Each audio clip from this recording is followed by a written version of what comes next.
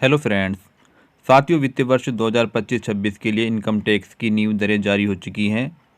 Income tax की new regime के अनुसार अगर आपकी टैक्सेबल इनकम 12 लाख या 12 लाख से कम है तो आपको कोई भी टैक्स पे नहीं करना होगा। साथ ही साथ अगर आप कर्मचारी हैं तो आपको 75,000 रुपये की अतिरिक्त छूट मिलेगी। अर्थात जो भी कर्मचारी हैं, चाहे वो प्राइवेट सेक्टर में हो चाहे वो सरकारी सेक्टर में हो, तो ऐसे कर्मचारी को 12,75,000 रुपये की इनकम पर कोई भी टैक्स नहीं देना होगा। अब सवाल ये आता है कि ऐसे कर्मचारी जिनकी एनुअल इनकम 12,75,000 से अधिक है, उनको टैक्स में कितनी छूट मिलेगी।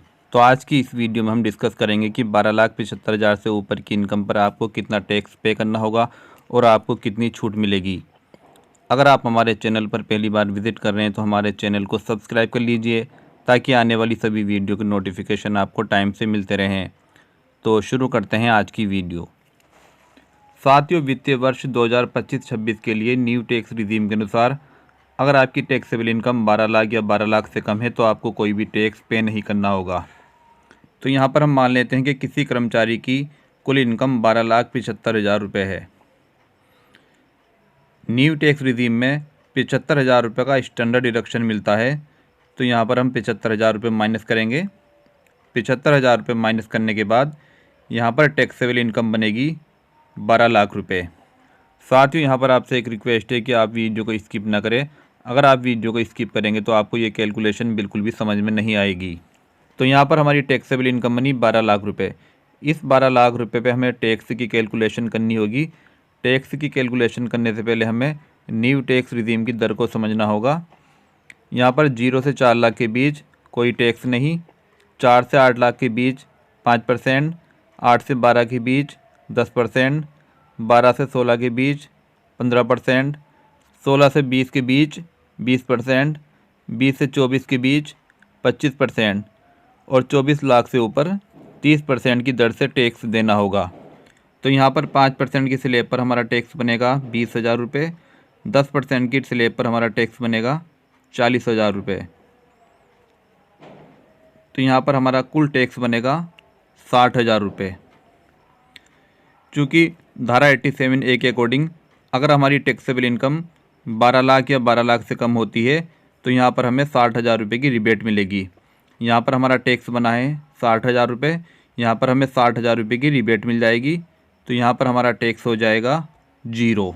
अब हम समझते हैं कि अगर हमारी इनकम 12,75,000 से अधिक है तो हम टैक्स की कैलकुलेशन किस तरीके से करेंगे।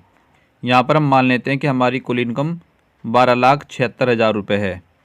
यहाँ पर 75,000 स्टैंडर्ड डिडक्शन के माइनस करेंगे। स्टैंडर्ड डिडक्शन के 75,000 रुपये माइनस करने के बाद टैक्सेबल इनकम बनी हमारी 12,01,000 रुपये। 5% स्लैब के अनुसार यहाँ पर हमारा टैक्स बना 20,000 रुपये।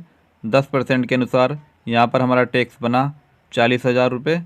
15% स्लैब के अनुसार यहाँ पर हमारा टैक्स बना 150 रुपये। कुल हमारा टैक्स बना है 60,150 रुपये। चूँकि हमारी टैक्सेबल इनकम 12 लाख से अधिक है इसलिए यहाँ पर हमें कोई रिबेट नहीं मिलेगी। इसलिए हमारा बैलेंस टैक्स बनेगा 60,150 रुपये। इस पे 4% का सरचार्ज लगेगा तो ये सरचार्ज बनेगा 2,406 रुपये। टोटल टैक्स हमारा बनेगा 62,556 रुपये। तो यहाँ पर समझने वाली बात यह है कि अगर आपकी कुल इनकम 12,75,000 रुपये है तो यहाँ पर आपका टैक्स बन रहा है 0। लेकिन जैसे ही आपकी इनकम 1,000 रुपये अधिक हो जाती है तो यहाँ पर आपको 62,000 रुपये टैक्स लगभग देना पड़ रहा है। तो अगर ये कैंडिडेट 62,000 रुपये टैक्स पे करेगा तो यहाँ पर इसकी कुल नेट इनकम रहेगी 12,15,000 के आसपास, जबकि इस कैंडिडेट को कोई टैक्स पे नहीं करना पड़ रहा है। इसकी नेट इनकम ही 12,75,000 रुपये रहेगी।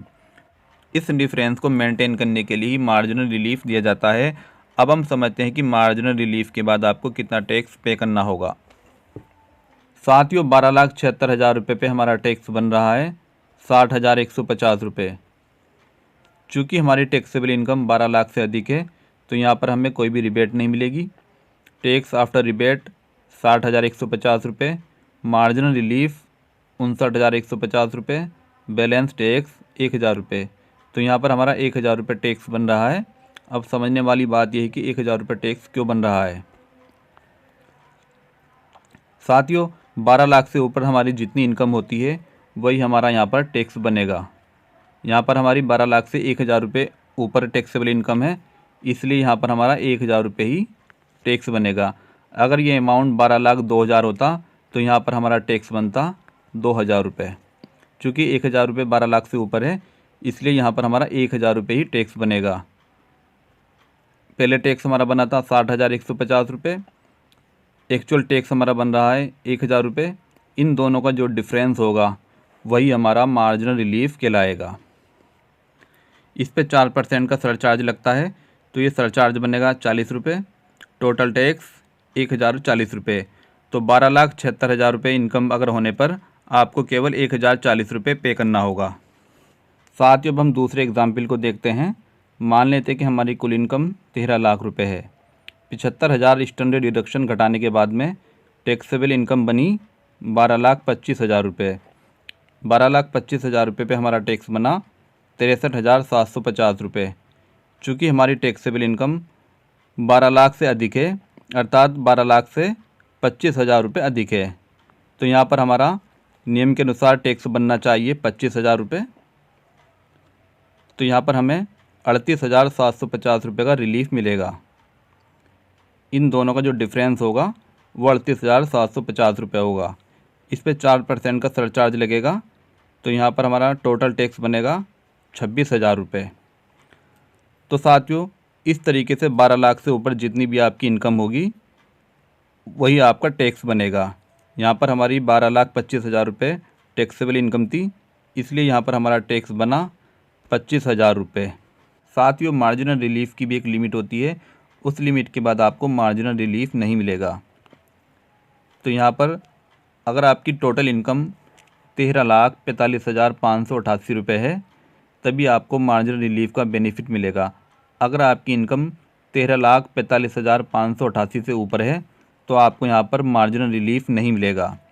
13,45,588 पर आपकी यहाँ पर टैक्सेबल इनकम बन रही है 12,70,588 रुपये।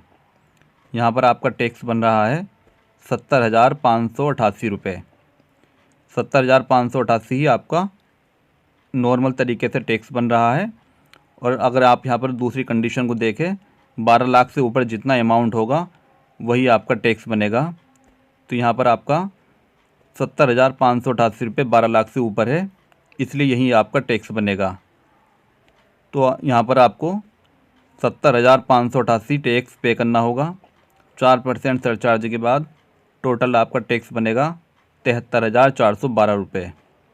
तो इस तरीके से मार्जिनल रिलीफ की भी एक लिमिट है। अगर आपकी टैक्सेबल इनकम 12,70,588 से ऊपर है तो आपको यहाँ पर मार्जिनल रिलीफ नहीं मिलेगा। साथियों, उम्मीद है कि आपको मार्जिनल रिलीफ से संबंधित पूरी जानकारी मिल गई होगी। साथियों, अगर आपका कोई और भी डाउट है तो आप कमेंट सेक्शन में जाकर कमेंट कर सकते हैं। वीडियो पसंद आई तो लाइक कीजिए, शेयर कीजिए, हमारे चैनल को सब्सक्राइब कीजिए। धन्यवाद।